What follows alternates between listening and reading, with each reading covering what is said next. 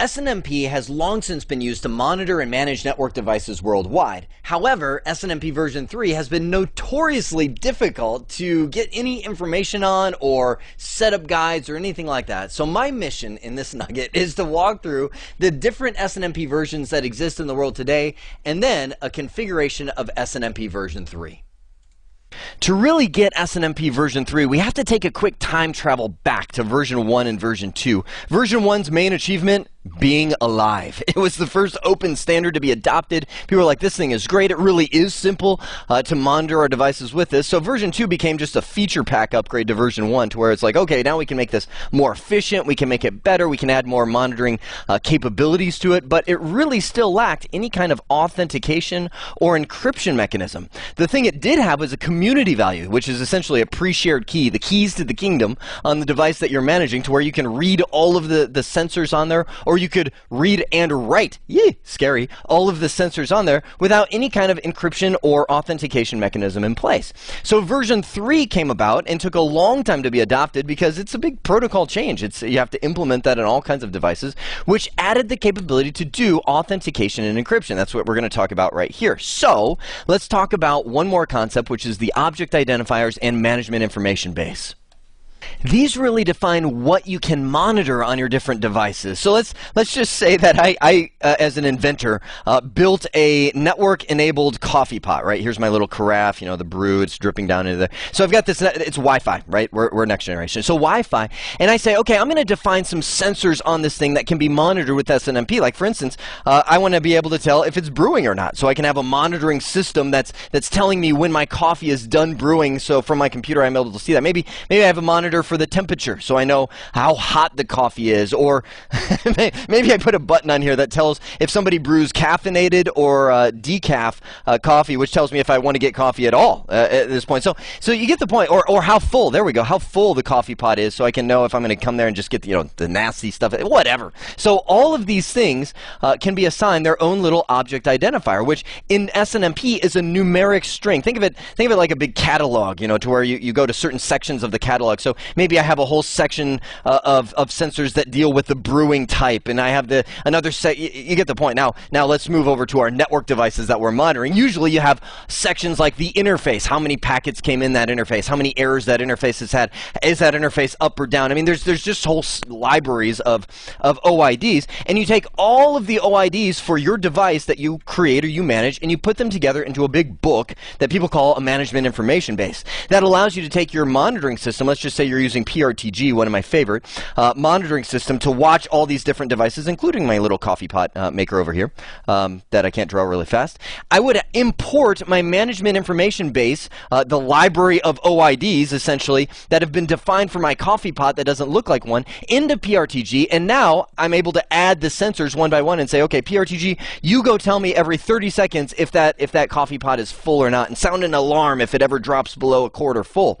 Okay, so that's the concept of OIDs, MIBs, key to SNMP. Now let's focus in on SNMP version 3. 3 new elements get introduced. First off, the view. This defines what you're able to see on the Cisco device. There's a lot of creepy stuff that you can pull with SNMP. You can even pull device passwords if you know what you're doing. So you might create a view that says, I only want to be able to have people see the interfaces of this device, and maybe the statistics of those interfaces. Or, I mean, you could even go further. You could say just that interface of the device. Maybe you've got a partner company who connects on that interface, and they want to be able to see the statistics of how much traffic is being sent and all that. You can create a view which restricts it down to just that.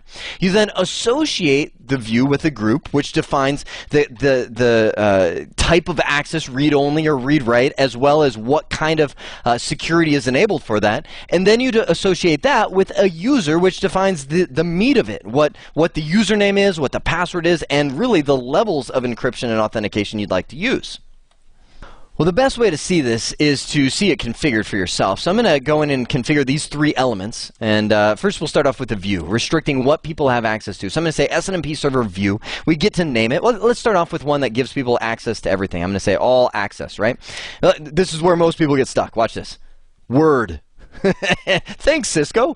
They're saying, well, what is the MIB view family name? Well, what's that mean? It means Cisco wants you to go out to their SNMP Object Navigator. Just type that into Google, you'll find it. And says, well, what area do you want to be able to search? Now, let's just use their example, this IF index, right? You type it in there and say, I want to look at the interface indexes. And they explain, they go, okay, well, here's the OID of the interface index on our devices.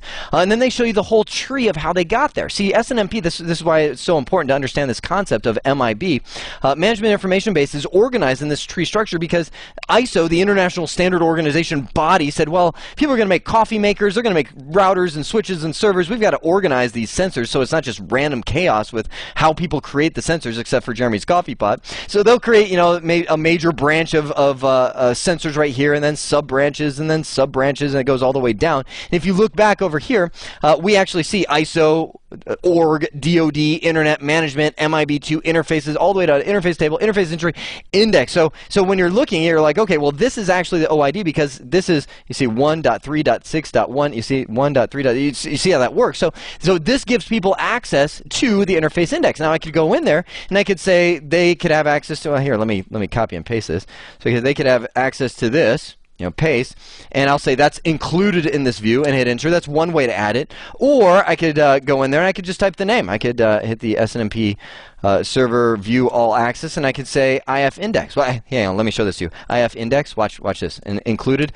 It's like bad OID. It's very case sensitive. You notice it's got a capital I right there. So I actually have to go up here and say IF index, IF index I, bang. Now it's going to accept that because it's got the case right. So that's a pretty lame sensor, especially since we named it all access. That essentially allows people to see the interface index, and that's it. So if I really wanted to create an all access, I would say, well, they actually have access to ISO, right? All access, the MIB name will be ISO, and that automatically gives them access to everything below ISO, which is everything underneath there. If you wanted to restrict it to just one interface, you could figure out which interface index you want to give access to, and then drill down there and what sensors you want to have access to of that interface. I mean, there's a lot that you're able to do with that. So let's create another view. Let's just say I want to create an SMP server view, and let's just say people to be able to monitor the interface, right? You see this interface entry right there, which allows them to monitor all the interface, all the indexes, all of the different things down here. So I could say interface access, right? And I could do IF entry included. So now I've got two views, right? An all access that I can give people access to, and then just an interface access. Now that I've created the view, I can go in and create the group, right? I associate the group with it. Now, here's how it works. Man, there's so much to this. I have to talk fast. So SNMP server group, I give it a group name, so let's just call it group 1, right? So this is going to define what kind of security model you want to use. So do you want to use version 1, 2, or 3? Well, obviously, we want to use SNMP version 3. That's why we're here. Now the big question. Do you want to have no authentication and encryption? That's what no auth is. Do you just want to have authentication but no encryption? That's what auth does. Or do you want to have authentication and encryption, which probably most people want if they're going to go with SNMP version 3.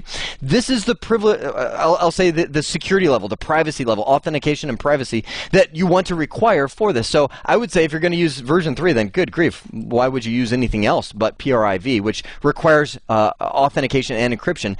Then we get to say, okay, I'm going to give group 1 read access to and then this is where we get to go in and say the view, let's say all access. You see how we're starting to put these Lego pieces together, right? So I just said there's now this group. It's called group 1. It's going to use SNMP version 3, which is going to require it to get to this group, which means to get to this view. You're going to be required to authenticate and have encryption. I haven't said what kind yet, but that's what that is. And they will have read-only access to all the sensors on this device.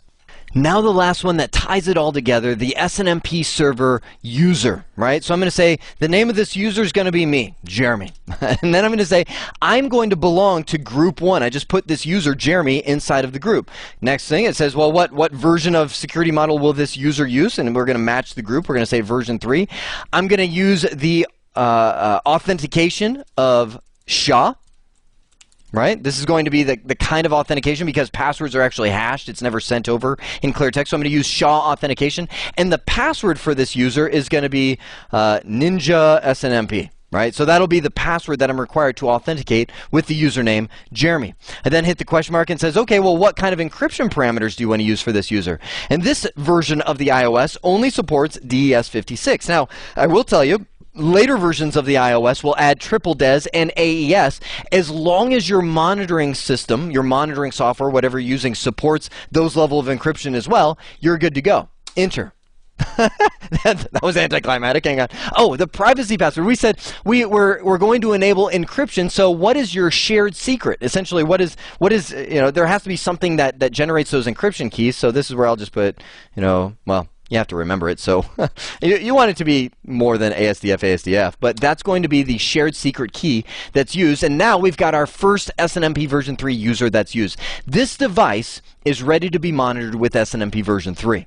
The last thing I want to show you is what it looks like to add a device to a monitoring system using SNMP version 3. So let's just say I was adding this device, whatever it was, R1 router to here. I would type in the name, the IP address of it. Then it would come down to the SNMP device settings, and I would say, okay, we're actually going to be using version 3. Now we match it to that user account that we created. I would say, well, we're actually using SHA authentication. The username is Jeremy. The password is, what was that, Ninja SNMP.